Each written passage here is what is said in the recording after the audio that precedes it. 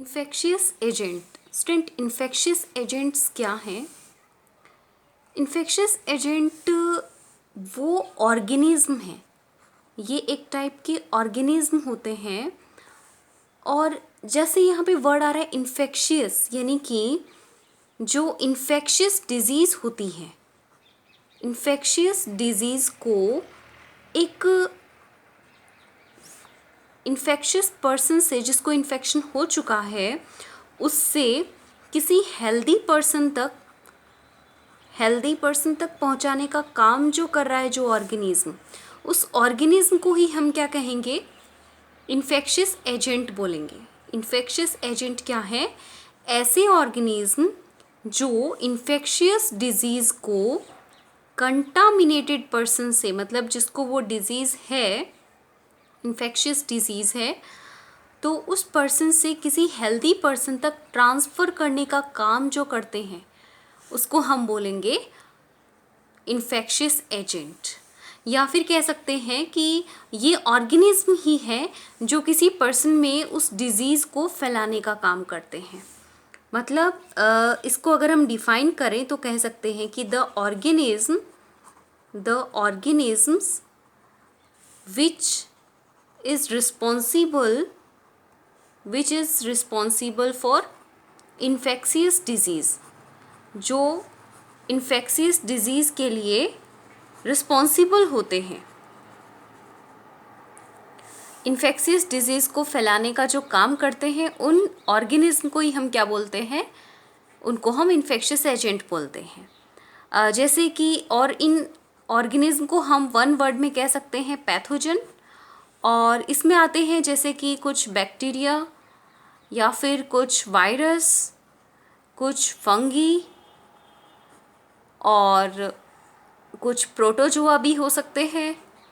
जैसे मलेरिया होता है वो प्रोटोजोआ से फैलता है, फंगी स्किन रिलेटेड प्रॉब्लम्स होती हैं, वायरस कोल्ड और कफ है, बैक्टीरिया का एग्जाम्पल जैसे कॉलेरा हो जाता है, स्टमक रिलेटेड जो डिजीज़ होती हैं, कॉलेरा, डायरिया, ये जो डिजीज़ होती है, तो डायरिया हो गया, कॉलेरा हो गया, वायरस से जैसे कि कोल्ड है, कफ है, ये वायरस से होते हैं। फंगी से जैसे कि स्किन इन्फेक्शन है, इचिंग होना स्टार्ट हो जाती है, प्रोटोजोआ जैसे कि मलेरिया। तो इस तरीके से जो डिज़ीज़, ऐसे डिज़ीज़ जो इन्फेक्शियस डिज़ीज़ हैं, उनको ट्रांसफ़र करने का काम जो करते हैं, उन ऑर्गेनिज्म को ही हम क्या बोलेंगे? इन्फेक्शियस एजेंट बोलेंगे। These are called infectious agents. Okay students, अब ये जो इन्फेक्शियस एजेंट्स होते हैं, इनके अलावा अगर हम कुछ डिजीज़ की एग्जाम्पल देखते हैं, जैसे एक डिज़ीज़ है, कुछ बैक्टीरिया है, उसमें देखिए काला अजर एक डिज़ीज़ होती है, काला अजर, तो इसको हम ब्लैक फीवर भी बोलते हैं। It is also known as black fever.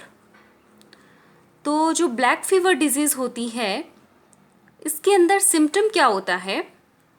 Normally book में तो अपने को सिर्फ इतना ध्यान रखना है कि डिजीज़ कौन सी है और उसका कॉज क्या है। तो इसका कॉज होता है, एक वायरस है, सॉरी वायरस नहीं, इसके लिए एक पैरासाइट होता है, उसका नेम है लेशमेनिया। लेशमेनिया पैरासाइट होता है, वो इस डिज़ीज़ के लिए रिस्पॉन्सिबल है।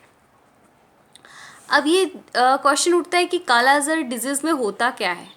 इसको ब्लैक फीवर कहते हैं। एक्चुअल में इसमें अपनी जो बॉडी होती है उसमें फ़ीवर होती है, मतलब इसके सिम्टम अगर बात करें तो फ़ीवर हो जाता है, या फिर साथ ही साथ वेट लॉस हो जाता है, मतलब वज़न कम हो जाता है, और अपने जो लीवर होता है और स्प्लीन होते हैं, मतलब जो अपने जो इम्यून सिस्टम को स्ट्रॉन्ग करने वाले जो ऑर्गन्स होते हैं, इम्यूनल ऑर्गन्स, लीवर और जो स्प्लीन होती है उसमें स्वेलिंग आ जाती है।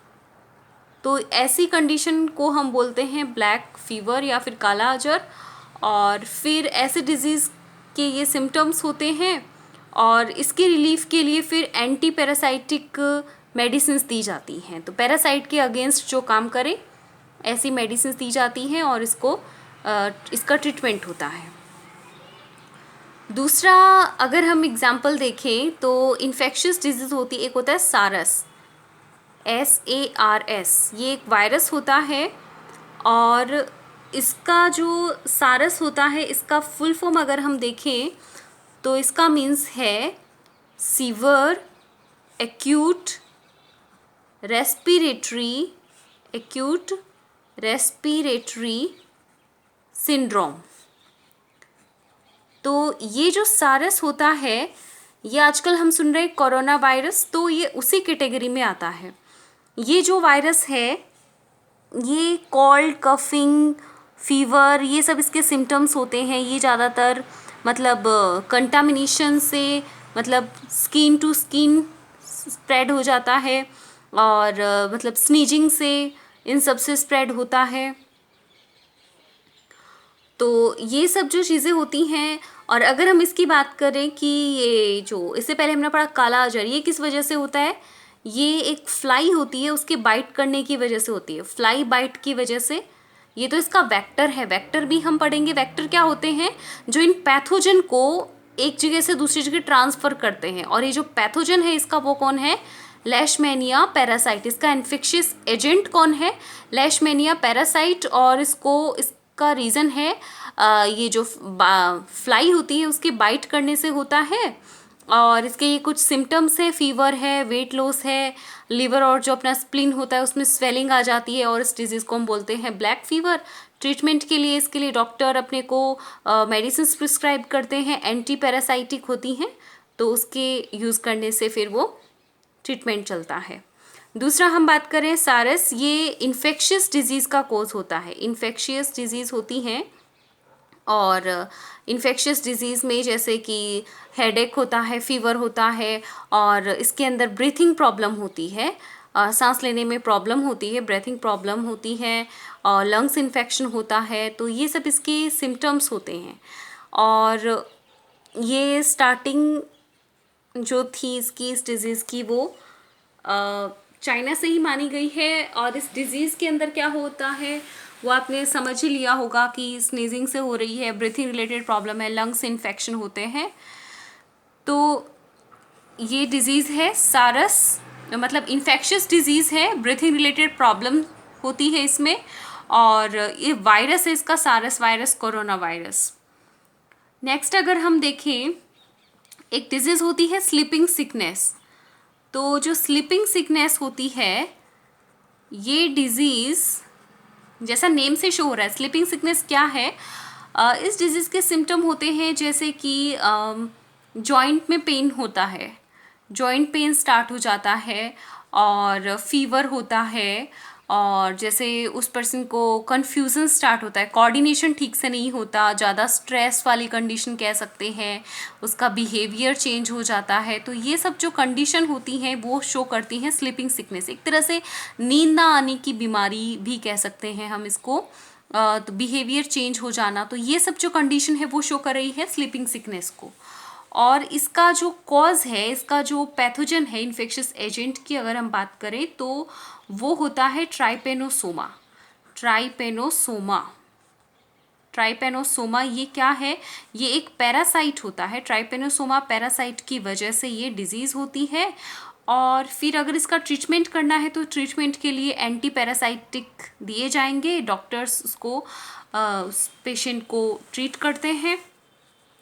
तो इस तरीके से होता है। और ये जो डिज़ीज़ होती है, इसका स्टार्टिंग जो है वो माना गया है, लाइक अफ्रीका में फ्लाई पाई जाती है, तो ये भी फ्लाई बाइट से ही इसकी स्टार्टिंग हुई थी, फ्लाई के बाइट करने से होता है। और इसका मेन रीज़न ये पैरासाइट है, पैरासाइट ट्राइपेनोसोमा स्लीपिंग सिकनेस का कोज होता है। दूसरा अगर हम एक और बचा है कि जो इन्फेक्शन है, अपनी बुक के अकॉर्डिंग अगर हम देखें तो इन्फेक्शन होता है स्मॉल इंटेस्टाइन में। तो इन्फेक्शन है स्मॉल इंटेस्टाइन के अंदर, तो उसके लिए रिस्पॉन्सिबल जो होता है, रिस्पॉन्सिबल है वो है एक राउंड वॉर्म। स्मॉल इंटेस्टाइन में राउंड वॉर्म जो होते हैं, ये भी क्या होते हैं? ये ऐसे ऑर्गेनिज्म होते हैं राउंड वॉर्म जो अपनी बॉडी से न्यूट्रिएंट एब्जॉर्ब करते रहते हैं और अगर हम इसका सिम्टम देखें कि अपनी बॉडी में राउंड वॉर्म का इन्फेक्शन स्टार्ट हो गया है, तो उसके सिम्टम क्या होंगे? उस पर्सन को वॉमिटिंग स्टार्ट हो जाती है, उल्टी आना स्टार्ट हो जाती है, पेन होता है और स्टमक में पेन होता है, या फिर डायरिया हो जाता है, मतलब लूज मोशंस हो जाते हैं, उसको भूख कम लगती है, लॉस ऑफ एपेटाइट हो जाता है, और जो स्टूल होता है उसके अंदर भी वॉर्म्स आना स्टार्ट हो जाते हैं, स्टूल में वॉर्म्स दिखाई देने लग जाते हैं। तो ये सब जो कंडीशन है वो राउंड वर्म की प्रेजेंस को शो करता है। अपने स्टमक में, स्मॉल इंटेस्टाइन में रहना स्टार्ट कर देता है, इसका इन्फेक्शन स्टार्ट हो जाता है, और इसके ट्रीटमेंट के लिए डॉक्टर्स मेडिसिन देते हैं और इससे इसको किल किया जाता है, इस वर्म को किल किया जाता है। तो ये सब जो हमने पढ़ा कि कुछ डिजीज़ है और उनके क्या क्या इन्फेक्शियस एजेंट है। सारस जो होता, इधर से देखते हैं हम स्टार्टिंग से, काला अजर है उसको हम ब्लैक फीवर कहते हैं, और ब्लैक फीवर का जो रीज़न होता है वो है लेशमैनिया पैरासाइट होता है। इसके सिम्टम होता है फीवर या फिर वेट लॉस, साथ में अपने जो लीवर और स्प्लीन में स्वेलिंग आ जाती है, सूजन आ जाती है, और इसको ट्रांसफ़र करने का काम होता है, ये फ्लाई के बाइट होने से ट्रांसफ़र हो जाता है। दूसरा जो सारस एक वायरस है ये, और ये वायरस है, इसका फुल फॉर्म होता है सीवर एक्यूट रेस्पिरेटरी सिंड्रोम, और जो डिज़ीज़ होती है ये एक इन्फेक्शियस डिज़ीज़ है, ये वायरस की वजह से होती है, और इसके सिम्टम में ब्रीथिंग प्रॉब्लम होती है, फीवर होती है, हेडेक होता है, और जो हम आजकल सुन रहे हैं कोरोना वायरस होता है वो इसी फैमिली से रिलेट करता है। और स्लीपिंग सिकनेस होती है, स्लीपिंग सिकनेस के अंदर जॉइंट पेन होता है, इसके सिम्टम है ये फीवर, कन्फ्यूज़न स्टार्ट हो जाता है, स्ट्रेस आ जाता है उस इंसान को, बिहेवियर चेंज हो जाता है, और उस डिज़ीज़ का जो रियल रीज़न है वो है पैरासाइट ट्राइपेनोसोमा। ये अपने को याद रखना है, ट्राइपेनोसोमा पैरासाइट है, और ये भी फ्लाई के बाइट करने से ही ट्रांसफ़र होता है। एक और था फ्लाई के बाइट करने से जो ट्रांसफ़र होता है, वो हमने पढ़ा, ये वाला लेशमैनिया पैरासाइट है, वो काला अजर जो ब्लैक फीवर होती है वो। दूसरा इन्फेक्शन होता है स्मॉल इंटेस्टाइन में राउंड वर्म की वजह से। तो राउंड वर्म एक वर्म है और इसके सिम्टम हैं वोमिटिंग, पेन, स्टमक में दर्द होना, डायरिया होना, भूख कम लगना, स्टूल आना, स्टूल के साथ वर्म आना। तो ये सब इन्फेक्शन होता है, ये एक राउंड वर्म से होता है, और इसका ट्रीटमेंट होता है वो डॉक्टर्स के लिए मेडिसिन प्रिस्क्राइब करते हैं। अच्छा, अब एक और देखते हैं, एक्ने जो होती हैं, एक्ने आपने सुनी है, फुंसियाँ हो जाती हैं स्किन पर, थोड़ा सा फ्लफी हो जाता है स्किन। तो उस एक्ने का जो रीज़न है वो है एक बैक्टीरिया, इसका रीज़न है, बैक्टीरियम हम कहेंगे, प्लूरल में हो जाएगा बैक्टीरिया। वो बैक्टीरिया का नेम है स्टेफाइलोकोकी, स्टेफाइलोकोकी। ये जो बैक्टीरिया होते हैं ये एक्ने के लिए रिस्पॉन्सिबल होते हैं, और इसमें ये स्किन की ऐसी कंडीशन होती है जिसके अंदर एक्ने डेवलप हो जाता है, और इसके ट्रीटमेंट के लिए एंटीबायोटिक्स दी जाती हैं और स्किन को क्लीन रखा जाता है ताकि इसका जो इन्फेक्शन होता है वो इफ़ेक्ट नहीं करे। तो इसके लिए एंटीबायोटिक्स प्रिस्क्राइब की जाती हैं और क्लींजर से स्किन को क्लीन किया जाता है। तो ये सब चीज़ें होती ताकि बैक्टीरिया का इन्फेक्शन नहीं हो। तो ये अपने को अच्छे से ध्यान रखना है, इन्फेक्शियस एजेंट और उससे रिलेटेड कुछ डिजीज़ के बारे में।